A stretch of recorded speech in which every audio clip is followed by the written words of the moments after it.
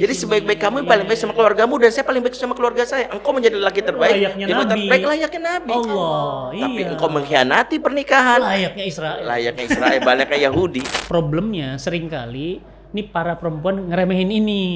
Iya. Dibandingkan engkau bagai bulan purnama dengan malam gelap gulita, wanita lebih senang sudah ku transfer 200 juta itu lebih bisa. Itu fungsi singkatnya itu, singkat, betul, singkat dalam ngejelep.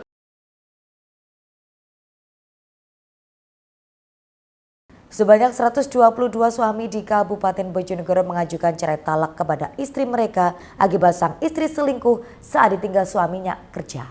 Warga Kecamatan Banjarsari, Ciamis, Jawa Barat menggerebek sebuah rumah yang diduga menjadi lokasi perselingkuhan. Sang suami dikabarkan telah berselingkuh, bukan dengan orang lain, melainkan dengan ibu pemilik akun tersebut atau dengan mertuanya.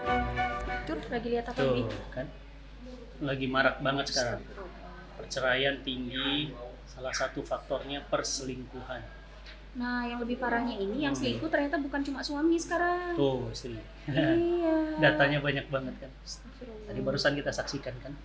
Makanya kita ngobrol sama Ustadz Bentri. Assalamualaikum. Spesialis warahmatullahi perselingkuhan. wabarakatuh. Agak bahaya ini. Waalaikumsalam warahmatullahi wabarakatuh. Solusi perselingkuhan. Ustadz Bentri yang kita panggil. Oh. Karena acara kita kan expert. Betul. Meeting the expert. Allahu Iya. Akbar. Nah, jadi memang yang kita undang ngobrol bukan kaleng-kaleng. Bukan, spesialis Jadi di memang bidangnya. spesialis. Allahu Akbar. Jadi semua masalah-masalah rumah tangga, masalah-masalah parenting, masalah coupling, masalah rumah tangga, kita selalu undang expert. Serahkan sama Ustadz Bentri. Nah, makanya kita serahkan Ustadz Bentri. Aduh, Ustadz, nih. macet tadi Ustadz. Macet. Tadinya mau nyantai ini, nggak bisa nyantai nih. Disodorin langsung tema selingkuh. Aduh.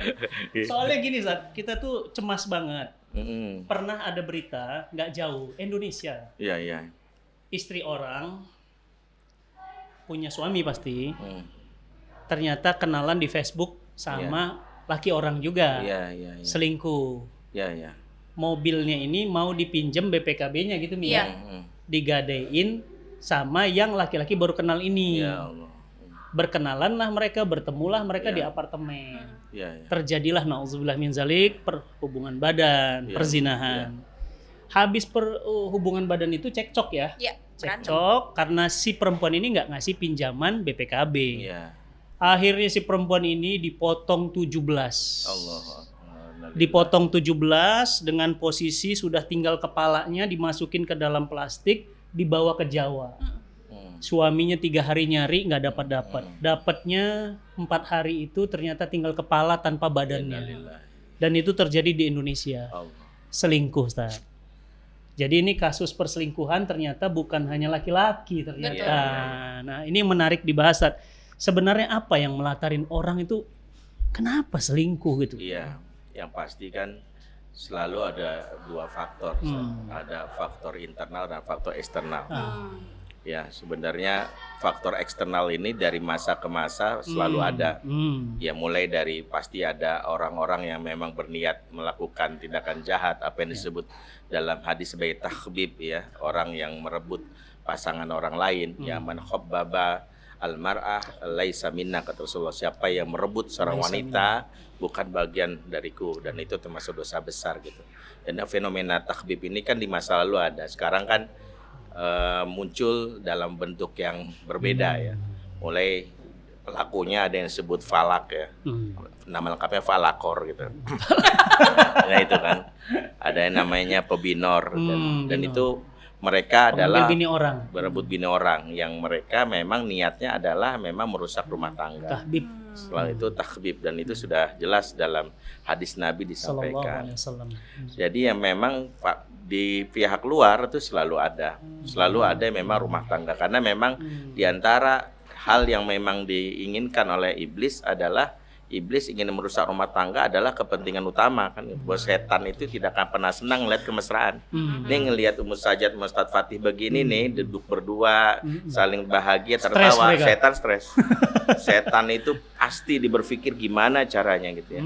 Dan itu membuat mereka meriang dingin itu seperti itu. Nah, ketika seseorang sudah mulai merenggang jauh, istri suara meninggi, suami mulai membentak, setan bahagia. Apalagi ketika masing-masing yang terikat dalam kata pernikahan ini sudah mulai tuh punya idaman lain ya, mau pil atau will. Nah itu setan bahagia luar biasa. Maka kalau kita lihat tertuduh pertama memang pastinya setan, karena setan sangat berkepentingan. Nah setan ini pasti punya tentara, punya anak buah dalam wujud jin dan manusia, minal jinnati wan nas. Nah wujud manusia inilah yang berupaya merusak itu, dan itu selalu ada dari zaman ke zaman. Ya, yang jadi masalah adalah ketika dalam hal ini perusak di luar itu ingin merusak rumah tangga, pastinya ada hal yang membuat bagaimana mereka melakukan perselingkuhan. Itulah faktor internal. Kalau faktor internal itu pun terbagi menjadi dua, faktor internal terkait dengan diri individu, faktor internal termasuk juga hubungan dengan pasangan, kelekatan yang kurang, bonding yang karena lemah, internalnya bermasalah. Iya, internal itu kalau kita lihat misalnya mulai dari bagaimana masing-masing suami istri ini paling tidak punya yang namanya penguat bagaimana dia bisa menjaga komitmen terhadap pernikahan. Hal yang mungkin harus kita luruskan adalah ketika pasangan itu hampir merasa bahwa nikah itu karena cinta. Padahal nikah itu sebenarnya bukan karena cinta. Nikah itu dasarnya komitmen. Karena kalau cinta itu jadi dasar, cinta itu kan makhluk Allah yang datang dan pergi, naik dan turun. Maka ketika dasarnya cinta, ketika tiba-tiba merasa bosan 10 tahun pernikahan pertama, maka jadi alasan udah nggak cinta lagi. Tidak cinta lagi, akhirnya mencari yang lain. Padahal kalau dasarnya komitmen, bahwa dia terikat dengan ikatan mitsaqon ghalidha, di mana Allah itu sudah mengikat, maka perasaan yang berkurang mereka jadikan sebuah ujian untuk mengatakan bahwa justru cintaku yang berkurang ini bernilai pahala di sisi Allah ketika tetap bersabar komitmen. Karena kan kata Nabi kan jelas ya, bahwa Rasulullah mengatakan bahwa al jaza balasan sesuatu tergantung beratnya sesuatu. Ya, ketika sesuatu berat semakin itu maka makin besar pahalanya. Ketika kita merasa udah 10 tahun nih kok kayaknya hubungan terasa hambar, tapi dia berpikir untuk tetap komit, tidak berpikir untuk melihat lelaki atau wanita lain yang bukan menjadi haknya, maka dia bernilai pahala yang besar. Pahala yang besar itu adalah dikarenakan dia berusaha untuk komit. Nah, jadi masalah adalah itu hanya dimiliki oleh orang-orang yang merasa kekuatan dirinya dengan Allah kuat. Makanya tidak ada penolong rumah tangga dalam urusan perselingkuhan ini kecuali adalah dia dekat dengan Allah. Makanya hampir semua orang-orang yang memberikan solusi-solusi teknis mental selalu bilang gini, perkuat hubungan dan pasangan, raihlah bagaimana sering-sering healing bareng, jalan berdua bareng. Mereka teknis, tapi tidak ada yang bisa menjaga kecuali Allah. Makanya rumah tangga muslim itu kalau ada masalah yang terkait dengan dirinya, dengan rumah tangga, dengan pasangan, periksa hubungan dengan Allah dulu. Itulah mengapa ada hadis ini mungkin nggak populer di masyarakat, tapi hadis ini justru menjadi sebuah jawaban mengapa terjadinya perceraian, mengapa terjadinya ikatan yang renggang. Ya, kata Nabi dalam hadis yang dijelaskan dalam kitab Sahih Targhib, ya hadis ini sampaikan oleh Imam Ahmad. Rasul mengatakan walladzi nafsu Muhammadin biyadih, demi Allah zat yang jiwa Muhammad ada dalam genggamannya, ma tawadda ithnani fa furiqu bainahuma illa bidzambin yukhdisu ahaduhuma. Tidaklah dua insan yang saling mencintai saling berpisah kemudian dia bercerai, ya, saling bercintai saling mesra kemudian dia bercerai kecuali karena dosa salah satu di antara mereka. Jadi kalau ditanya apa penyebab utama rusaknya rumah tangga sehingga terjadi perceraian, sehingga hubungan menjadi lepas, renggang, ada dosa di antara kita. Nah dosa ini kadang nggak disadari, makanan yang haram, sholat yang sudah mulai diabaikan, pekerjaan yang diambil, atau misalnya mata yang memandang di hal yang haram di saat sepi, ya dia bukan pasangannya. Semua itu yang dihitung dosa dan dia tidak istighfari, itu akan merusak hubungan dia dengan pasangannya. Tiba-tiba kok Pak istri yang dulu nampak cantik kok sekarang menjadi biasa aja. Sebab kenapa istri yang nampak cantik menjadi biasa saja? Mata yang sudah sering melihat yang haram, yang halal tak lagi nikmat. Jadi ketika sudah biasa melihat yang haram, maka yang halal tak nikmat, selalu ada sensasi. Nah ini yang terkait dengan faktor hubungan spiritual antara masing-masing pelaku. Makanya setiap konselor, setiap psikolog muslim tidak bisa memberikan solusi teknis dulu sebelum ini diberesin. Fundamennya. Bahkan ketika mereka pun melakukan tobat, tapi tobat itu tidak fokus pada Allah. Misalnya gini, Ustaz, ada kasus. Ini sampai dia ketika bercerai datang ke saya, dia minta saya jadi saksi untuk dia membuat perjanjian dengan istrinya. Dia bilang, Ustaz, tolong Ustaz, saya digugat cerai istri dan istri sudah selingkuh. Suaminya nggak mau. Dalam hal ini dia berfokus mempertaruh rumah tangga karena ada anak yang harus dijaga sebagainya. Saya pikir bagus, oke. Dan dia minta supaya jadi saksi, tanda tangan kalau dia melakukan lagi perselingkuhan sampai perzinahan, maka otomatis istri boleh menggugat cerai gitu ya. Maka istrinya mau, setelah hasilnya diskusi sama saya mau, tanda tanganlah saya. Belum sebulan suaminya selingkuh lagi, zina lagi. Zina. Dan itu suaminya, istrinya nggak ada lagi pilihan kecuali menggugat cerai. Suaminya nangis, telepon saya sampai sesenggukan. Disitulah dia bilang, Ustaz tolong saya dalam hal ini nggak pengen berpisah sama istri, saya pengen supaya tetap sama istri, saya jujur khilaf gitu.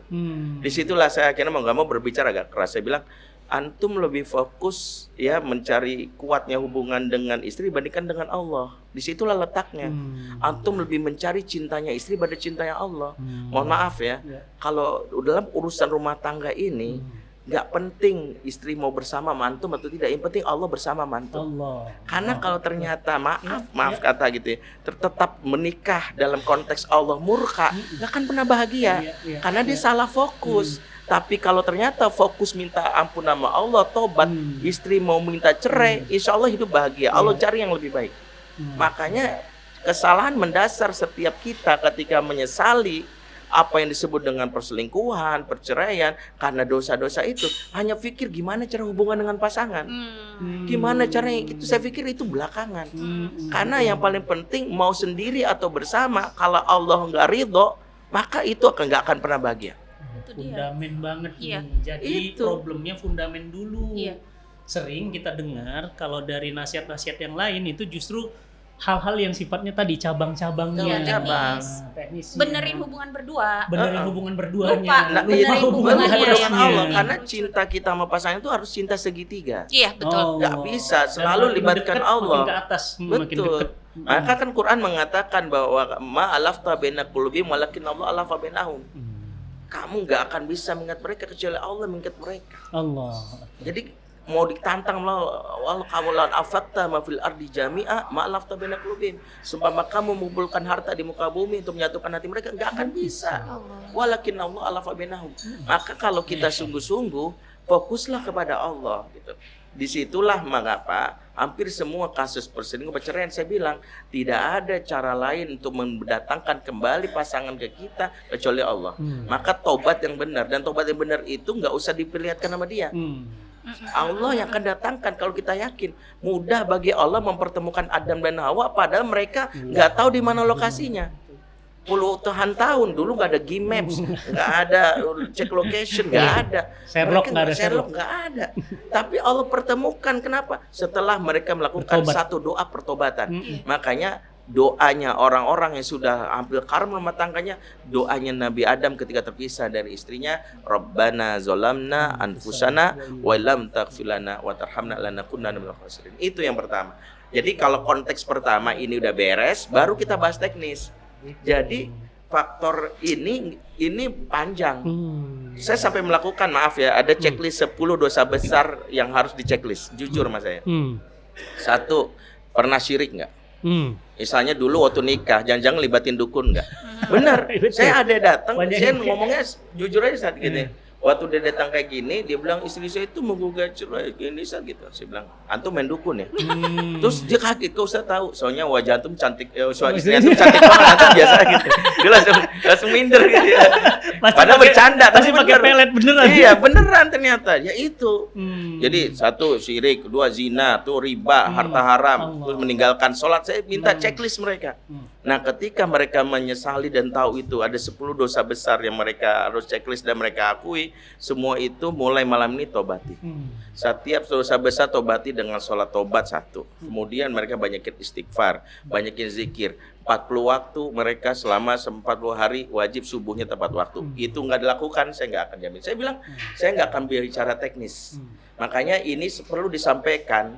Hampir semua problematika rumah tangga kalau nggak kembali kepada Allah, tidak akan pernah bisa kita akan mendapatkan rumah tangga yang diharapkan. Kalaupun disatukan oleh manusia, dibujuk-bujuk istri itu gampang. Saya bujuk istri bisa, saya punya uang 1 triliun, saya bilang bujuk selesai. Tapi hati nggak bisa. Makanya perselingkuhan itu biasanya urusannya ketika kita tidak kembali kepada Allah.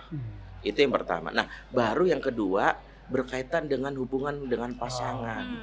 Bahwa apa yang harus kita bereskan.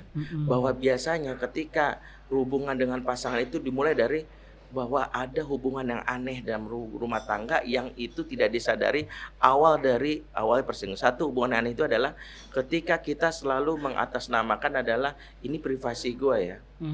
Ini privasi ya. Saya bilang rumah tangga itu nggak ada privasi karena Allah katakan aku dan kamu itu seperti pakaian. Akulah yang menutup aib kamu. Hunna libasul lakum wa antum libasul lahun. Maaf, ketika suami bilang, handphone nggak boleh dilihat, itu privasi aku. Istri juga begitu. Saya bilang, rekening gimana? Wah bahaya itu. Saya selalu ingatkan, selingkuh itu Nggak bisa lihat rekening. Iya, selingkuh itu bermula dari handphone yang diprotek dan pesan yang dihapus. Jadi kalau sudah mulai handphone diprotek itu, maaf itu wajib curiga. Ya, biasanya kalau suami sampai handphone diprotek kemungkinannya 3. 1, dia anggota intelijen, cepu. Ya, jadi makanya wajar itu kalau dia, cepu ya wajar dia ada data negara. Yang kedua memang dia poligami. Kalau dia poligami dia harus menutup dari istri yang pertama ke istri kedua wajib ditutup. Tapi kalau dia bukan poligami, dia nggak poligami. Dan dia bukan intel, peluang yang ketiga adalah dia punya wanita lain atau si perempuan punya laki-laki lain. Buat apa yang dirahasiakan?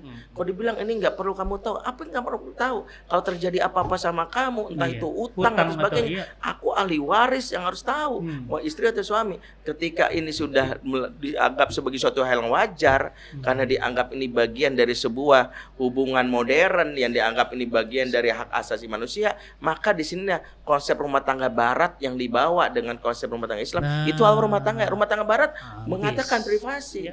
Makanya dari awal menikah dengan curiga. Salah satu adalah bikin perjanjian. Iya, biasanya begitu mereka. Perjanjian pranikah. Iya, perjanjian pranikah adalah sebuah kesadaran bahwa dia nggak percaya sebenarnya perjanjian Allah dan tidak percaya juga dengan pasangan. Tapi hanya ada kebutuhan syahwat yang harus terpenuhi. Karena berpikir udah kebutuhan syahwat terpenuhi, toh gampang, toh perceraian itu bisa dilakukan. Mereka tidak menghargai kesakralan pernikahan yang dalam Islam itu derajat mitsaqon qalidho itu derajatnya sama seperti perjanjian Allah dengan Nabi. Maka dalam surat Al-Ahzab ayat 7 Allah katakan wa akhadna minhum mitsaqan ghalidha, dan kami kata Allah mengambil perjanjian dengan para nabi dengan perjanjian yang kokoh. Jadi antara suami istri itu disebut perjanjian yang kokoh sama dengan antara Allah dengan nabi. Ketika nabi komitmen dengan perjanjian yang tidak pernah berkhianat, maka orang komitmen terhadap pernikahan dia layaknya nabi. Tapi di ayat lain Allah juga membuat perjanjian antara dirinya dengan Bani Israel. Wa akhadna minhum mitsaqan ghalidha. Allah juga bikin perjanjian dengan Bani Israel dengan Bani Israel. Ternyata Bani Israel adalah contoh yang Allah sodorkan dalam Quran sebagai contoh perjanjian yang dikhianati. Pengkhianat dalam Quran itu adalah contoh Bani Israel, Yahudi. Mereka setiap perjanjian apapun dikhianati. Maka siapapun mengkhianati pernikahan dia terlaknat laksana Yahudi. Itu permisalan Quran. Permisalan Quran, engkau muliakan pasanganmu karena komitmen. Kau dimuliakan layaknya Nabi. Itulah hadis Nabi. Khairukum li ahlihi wa ana khairum li ahli. Itulah maknanya. Nemu di sini. Jadi sebaik-baik kamu paling baik sama keluargamu dan saya paling baik sama keluarga saya. Engkau menjadi laki terbaik. Layaknya Nabi. Tapi engkau mengkhianati pernikahan. Layaknya Israel. Layaknya Yahudi. Allahu Akbar. Makasih ya. Wah, ini kita benar-benar datang expert. Engkau memperlakukanku layaknya. Minum ala Nabi dulu. Iya ala Nabi dulu ya. Luar biasa, Zat. Jadi kita tahu tadi masalah fundamennya. Terus masalah cabang diberesin setelah fundamen. Fundamen adalah idrok sila billah. Hubungan antara dia dengan Allah. Beresin dulu sholatnya dan yang lainnya. Baru yang beresin kedua, yang cabang-cabang. hubungan sama pasangan. Nah tadi makanya faktor hubungan yang dianggap aneh itu diberesin dulu. Maka nanti baru yang cabang berikutnya adalah memahami kebutuhan dasar masing-masing. Karena sejatinya karena kaidah Ibnul Qayyim itu menarik. Kalau kata Ibnul Qayyim itu la tatruku syai'an illa bi syai'in. Seseorang tidak bisa meninggalkan sesuatu sebelum mendapatkan sesuatu. Dalam bahasa lain, seorang pun tidak akan bergerak mencari yang lain kalau dia sudah dapat yang seperti itu. Makanya di antara hal yang kita harus pahami setiap pasangan kalau menikah, dia harus kenali dulu kewajibannya dia sebelum hak.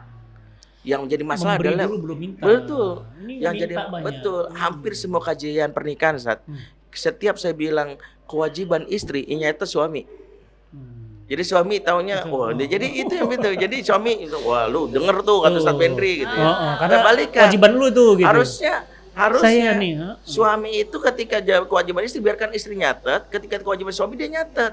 Jadi masing-masing sadar saya jalani kewajiban saya. Allah. Jadi ketika jalani kewajiban apa? Memenuhi kebutuhan dasar. Nah, ketika kebutuhan dasar tidak terpenuhi itulah awalnya. Kan sederhana, misalnya laki-laki berselingkuh selain karena faktor iman yang lemah, tapi daya dorongnya adalah kebutuhan dasar yang tidak terpenuhi. Ya, wanita juga begitu. Dia selingkuh selain karena iman yang lemah, juga kebutuhan dasar tidak terpenuhi. Manusia itu kalau kebutuhan dasar tidak terpenuhi selalu ada godaan mencari yang lain. Mencari yang lain. Contoh, laki-laki itu kan kalau kata para ahli kebutuhan dasarnya 3. SPF singkatannya. Sex, pride, and freedom.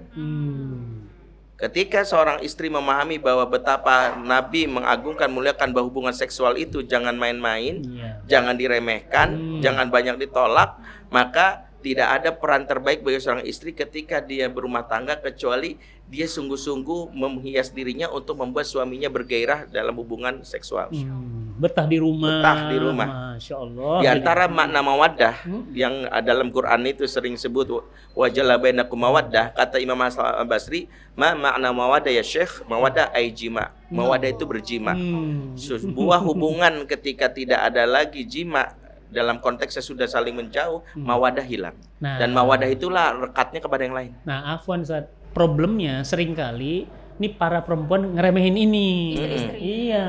Contoh misalnya kan kata Nabi, jika kamu nanti di luar rumah, kamu melihat wanita selain istrimu, kamu muncul syahwat, pulanglah. Betul. Begitu pulang istri bilang Capek. males. Nggak mood. Nggak mood, capek. Bukan sekedar nggak mood, perempuannya juga nggak ada di rumah. Karena lagi di tempat yang lain, karena kan sibuk nongkrong dan sebagainya. Itu bahaya. Mengapa baginda Nabi dalam hadis itu, mengapa Khadijah itu digelari oleh para ulama adalah wanita yang tak pantas dimadu. Itu bukan gelar yang sembarangan, karena di antara kebutuhan dasar Nabi terpenuhi luar biasa. Bahkan ketika Nabi merasakan kegelisahan waktu diturunkan yang namanya wahyu pertama, itu dia pulang walaupun Khadijah track recordnya sebelumnya adalah wanita pekerja sibuk, tapi ketika berumah tangga dia stay di rumah. Sehingga ketika Rasul katakan zamiluni selimuti aku, ya dari ceritanya, entar belum pulang Pak, lagi dinas. Istri bapak lagi dinas gitu ya. Wah, laki ketika di rumah nggak ada istrinya bahaya. Makanya saya selalu bilang, kalaupun ada wanita bekerja di rumah, pastikan suami jangan pulang duluan. Tuh, garis bawahin. Jangan pulang duluan, karena kalau dia di rumah nggak ada suaminya, itu pasti bahaya. Mendingan gini, Mas, kamu jemput aku ya. Itu yang penting. Kamu jemput aku ya. Atau kalau kamu pulang duluan, kamu ke ini dulu deh, ke masjid dulu, kayak kemana. Tempat terbaik menampung laki-laki yang ketika nganggur di rumah nggak ada istri adalah masjid. Mendingan ikut kajian. Kenapa? Kalau enggak yang lain bahaya. Atau dia berkumpul sama orang soleh. Karena kalau di rumah sendirian, mohon maaf, apalagi kalau ada khodimat atau apapun yang lawan jenis, bahaya. Ya, Imam Atok bin Robi mengatakan, aku lebih bisa amanah menjaga harta rumah orang kaya sendirian dibandingkan menjaga sebuah rumah yang dalamnya ada wanita negro walaupun wanita negro sendirian. Walau ulama. Makanya laki-laki selevel imam ulama aja seperti itu. Kenapa syahwat laki-laki itu kuat? Makanya pesan Nabi kepada semua laki-laki dimanapun adalah ini penting. Kata Nabi adalah ma taraktu ba'di fitnatan adoro ala rijali minan nisa. Tidaklah aku tinggalkan fitnah yang berat bagi laki. Itu fitnah perempuan. Dan fitnah perempuan itu sudah dijelaskan dalam Quran surat Al-Imran ayat 14. Zuyina linnas hubbu syahwati minan nisa. Disebutnya wanita pertama kali karena emang syahwat paling berat itu laki-laki di situ. Dan laki-laki kata Imam Qurtubi kalau sudah kena jerat-jerat syahwat perempuan, dampaknya 2. Satu, dia akan memutuskan silaturahim sama pihak manapun yang tidak menyetujui hubungan dia dengan perempuan ini. Maka di situ mulai laki-laki berubah, tiba-tiba istrinya digampar, anaknya nggak dengerin, ibunya nasihatin bodoh amat, dia backstreet, dia kabur. Ini menurut Imam Qurtubi inilah fitrahnya laki-laki kalau sudah kena syahwat perempuan. Yang kedua, laki-laki udah kena syahwat perempuan, dia akan mengumpulkan harta yang banyak tanpa peduli halal dan haramnya. Maka selalu ada hubungan antara korupsi dengan perempuan. Pasti. Selalu ada hubungan. Kenapa? Karena ketika dia sadar bahwa wanita ini yang dia sangat cintai, dia sangat sukai, maka dia harus memfasilitasi supaya wanita ini mau sama dia. Rela apapun. Nah, maka itulah kenapa baik laki-laki maupun perempuan saling menjaga. Bahwa para istri jagalah syahwat suami dengan hubungan yang halal tersebut dengan seksnya itu dipahami. Yang bagi para suami di dalam Quran sudah jelaskan, di antara ayat yang mengingatkan tentang ini adalah surat An-Nur ayat 30, qulil mu'minina yaghuddu min absarihim wa yahfazuna furujahum. Katakanlah kepada laki-laki mukmin untuk menahan pandangan dan menjaga kemaluannya. Selama ini pepatah di kita ini terbalik, salah menurut saya. Selama ini kan yang kita dengar dari mata turun ke hati. Padahal enggak, yang benar dari mata turun ke kemaluan. Ayatnya mengatakan mata kemaluan. Maksudnya apa? Siapa yang nggak bisa jaga matanya, nggak bisa jaga kemaluannya. Makanya yang diingatkan itu adalah jaga mata, karena akan menjaga kemaluan. Dan ayat ini menariknya, itu juga Allah berbagi adil, bukan buat laki-laki doang, buat perempuan juga. Ada ayat 31-nya. Yang jadi masalah selama ini laki-laki doang dituding, cowok jaga mata. Padahal perempuan juga ada Tapi perempuan ayatnya. ketika nonton drakor, ih Lee Min Ho ganteng banget. Itu nggak jaga mata. Itu membuat syahwat dia naik, nggak sadar bahwa itu yang terlarang dalam Islam. Bahwa dia memandang lelaki yang bukan suaminya itu dengan syahwat, walaupun dia bilang terpesona. Bahkan ada komentar-komentar di IG atau apa yang kadang-kadang saya miris kok, wanita muslimah ngomong gini. Misalnya ketika ada cowok ganteng rahimku anget. Ya Allah, kayak gitu-gitu. Dia bilang begitu. Maka di antara bagaimana urusan syahwat seks ini menjadi salah satu secara hubungan harus beresin. Nah, pride. Baru yang kedua, laki-laki itu punya harga diri, pride. Sekali tergores laki-laki dirinya, dia mencari yang lain. Saya pernah ada kasus perselingkuhan unik, seorang laki-laki ketahuan selingkuh sama istrinya, tiba-tiba minta selesaikan, tapi yang menarik dia minta ketemuan di sebuah mall sama saya. Dia minta izin, selingkuhan saya boleh dibawa nggak, Ustaz? Itu saya dibilang, ini orang nyawanya berapa nih? Istrinya dibawa, selingkuhannya mau dibawa. Itu kan dia berarti, tapi dia bilang nggak apa-apa, saya berani tanggung jawab. Akhirnya saya datang di sebuah mall sama dia, ngobrol lah si perempuan ini, istrinya itu nangis-nangis, istrinya sebenarnya wanita kalangan berada, dan saya pikir dan menarik. Tuh, si lelaki ini akhirnya cuman bisa diam. Setelah istrinya mengeluarkan perasaannya, dia bilang, saya boleh panggil selingkuhan saya. Selingkuhannya ada sekitar situ. Dia mau lagi datang. Apa? Dia mau lagi selingkuhannya. Dia mau datang, telepon, kamu datang aja. Itu udah perdebatan, gak usah takut nanti aku lagi.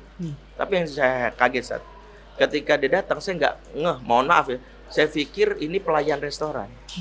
Jauh tampilannya, sederhana sekali, sebagainya. Terus ini selingkuhan saya, kaget gitu. Terus saya bilang, dia memang anak buah saya di perusahaan. Dia kerjanya melayani, memberikan minuman gitu. Tapi saya merasa berharga sebagai laki-laki. Dia apa-apa selalu nanya pendapat saya. Mas, pride tadi ya, pride-nya kena. Mas, aku tuh sudah dapat cuti lebaran cuma 5 hari.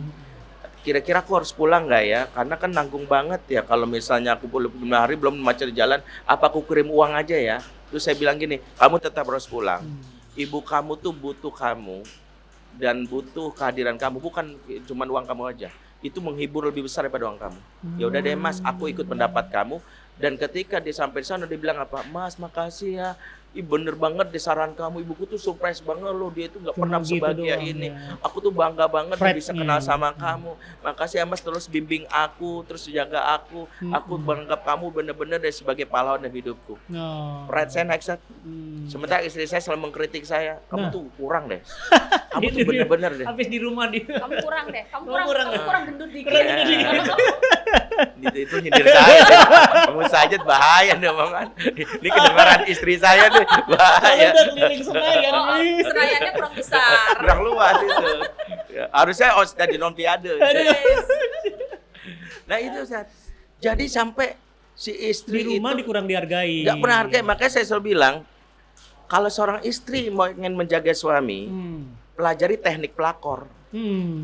Karena pelakor melakukan teknik untuk memuaskan kebutuhan dasar laki-laki yang tidak memiliki istri. Contoh, 2 WA masuk.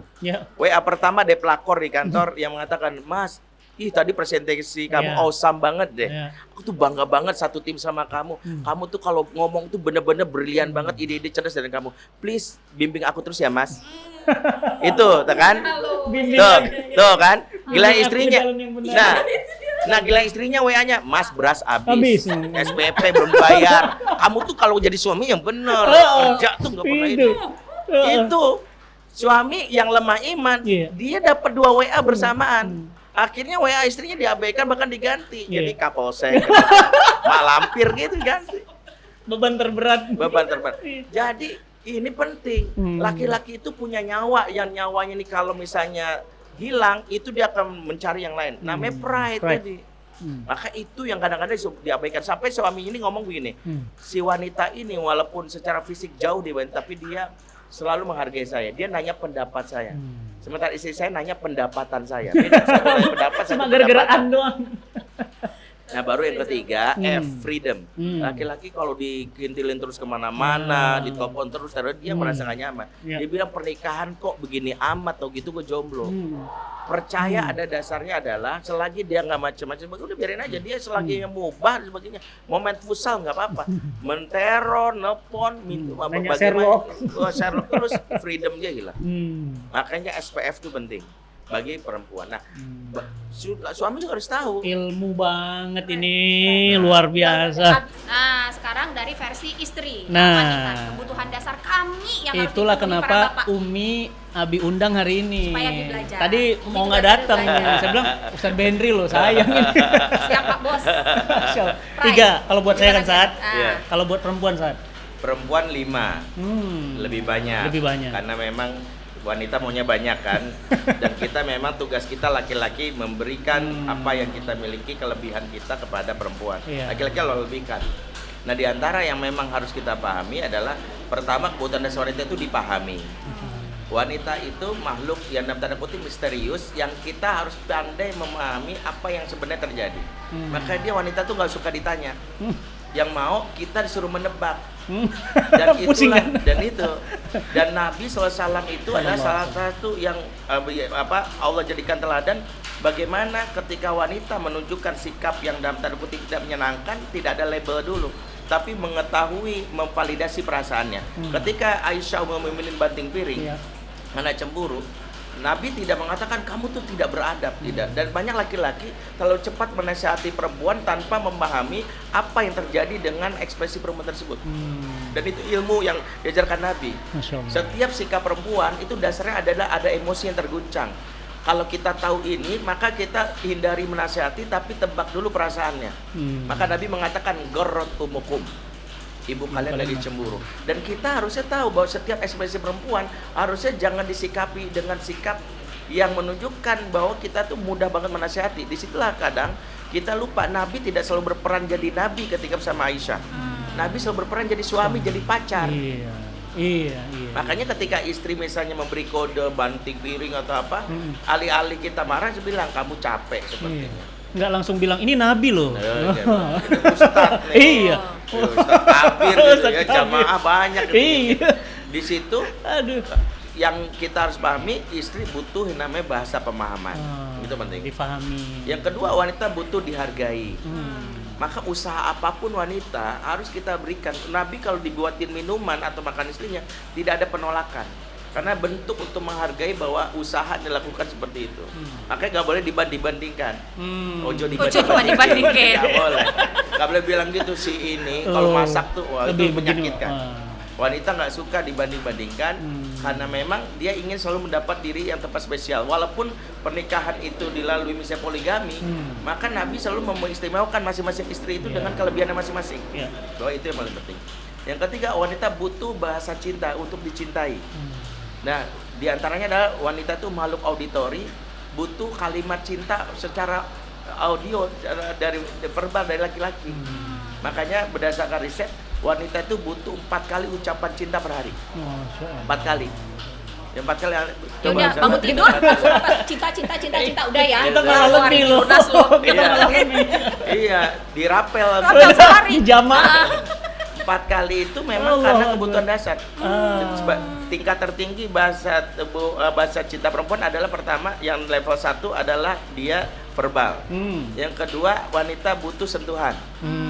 Jadi sentuhan. Yang ketiga, hadiah. Hadiah itu level 3. Jadi 3 bentuk itu adalah salah satu bentuknya yang dilakukan. Banyak laki-laki selalu berlindung di balik kata nafkah. Pada beda nafkah dan hadiah. Nafkah itu kewajiban, hanya menggugurkan kewajiban, tidak memberikan kesan. Kalau hadiah memberikan kesan, engkau lelaki bertanggung jawab dan cinta sama aku.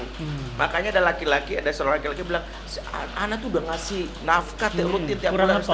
Nafkah itu kewajiban antum atas pelayanan istri. Gak berikan kesan, sama seperti seorang bos memberikan gaji. Ya karyawan biasa aja, tapi ketika ngasih bonus, berangkat umroh, voucher rumah, kesannya beda. Ih bos baik banget deh. Banyak lelaki dalam tanda kutip itu berlindung di balik kata hemat, sebenarnya pelit. Pelit benar, laki-laki. Ya setuju Ustaz. Makanya wanita itu makhluk Allah yang memang secara fitrah butuh rasa aman, butuh yang namanya zona nyamannya, butuh perhiasan. Kadang surah Az-Zukhruf Allah katakan bahwa wanita ciptakan suka berhias karena butuh perhiasan. Awama yunasha'u fil hilyah, wanita ciptakan dengan keadaan hilyah, butuh perhiasan.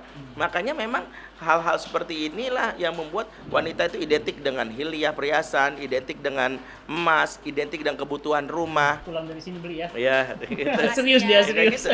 Bahasa cinta itu level 3-nya di situ. Mas boleh di-upgrade nggak jadi berlian? Makanya puisi cinta itu menjadi bermakna ketika ada pesan di situ. Jadi dibandingkan engkau bagai bulan purnama keheningan malam gelap gulita, wanita lebih senang sudah ku transfer 200 juta itu lebih besar. Itu puisi singkatnya itu, singkat, dalam ngejelep. Iya gitu. Ya. Bahasa cinta itu, bahasa cinta yang ketiga wanita butuh cintai. Yang keempat butuh rasa aman, wanita butuh rasa aman. Ketika sudah mulai membentak, menyakiti, menggampar, bahkan tidak melindungi istrinya ketika maaf ya dalam ini terjadi konflik dengan pihak luar, kemudian disalahkan di depan umum, wanita hilang itunya. Makanya Nabi mencontohkan ketika Aisyah suatu hari bersuara tinggi di hadapan Nabi, dan saat itu datanglah ayahnya Aisyah, tak lain adalah sahabat Nabi Abu Bakar As-Siddiq. Di situ Abu Bakar marah. Dia tidak melihat bahwa Aisyah tidak sopan dengan suaminya, dan dia ingat dalam surat Al-Hujurat 2, ya ayyuhalladzina amanu la tarfa'u aswatakum fawqa sautin nabi. Orang beriman jangan tinggikan suaramu di hadapan Nabi. Maka ketika marah itu tiba-tiba mau digamparlah secara spontan bentuk pembelaan seorang sahabat kepada nabinya. Ketika mau digampar itu Nabi refleks langsung pegang tangannya Abu Bakar, diusir Abu Bakar keluar. Ini menjadi dalil secara fakta Nabi sebenarnya dirugikan dengan sikapnya Aisyah. Tapi lelaki terbaik tidak membiarkan istri yang salah dihakimi oleh orang lain. Padahal itu bapak. Pada bapaknya nggak boleh. Itu urusan saya. Engkau sudah membuat ikatan perjanjian, ikatan nikah bahwa aku sudah mengucap akad dengan engkau, diserahkan pada aku, ini tanggung jawab aku. Aku lindungi sesalah apapun dia dalam perlindungan aku. Itu Nabi lakukan. Jadi bukan malah aji mumpung tuh Pak, sekalian linggis nih Pak. Gaplok nih, ada balok nih Pak sekalian. Ya tabung emang kurang ajar nih. Emang udah lama gua pendem. Udah pendam tuh suami, niat banget gitu ya. Tapi tidak. Disitulah Aisyah betul-betul merasakan betapa salahnya dia tidak membuat hilangnya perlindungan. Wanita butuh zona nyaman di dalam rumahnya sendiri. Ketika dalam rumahnya dia tidak merasa aman, padahal aman ini kebutuhan dasar manusia secara umum, maka dia ingin keluar. Nah, yang kelima, wanita butuh merasa diri bernilai. Dia tidak ingin potensinya merasa hilang. Kok setelah nikah aku tuh jadi nggak bisa menurun ya. Orang lain dulu aku sebagai penulis hebat, aku sebagai hebat. Setelah nikah suamiku mengurung dalam rumah, mengatakan khawatir kamu dicintai sama banyak laki-laki, kecemburuan berlebihan.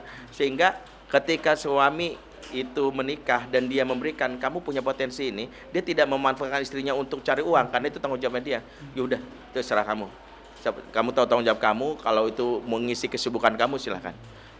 Dia senang masak silakan, bikin catering atau dia senang menulis, dia senang ngisi taklim silahkan ngisi taklim. Potensi kamu kembangkan. 5 kebutuhan dasar istri. Udah dicatat nih? Udah dicatat? Udah. Nah. Dipahami, dihargai, dicintai, aman dan bernilai. Ingin dimengerti. Begitu. Kayak lagu gitu. Iya, Masya Allah.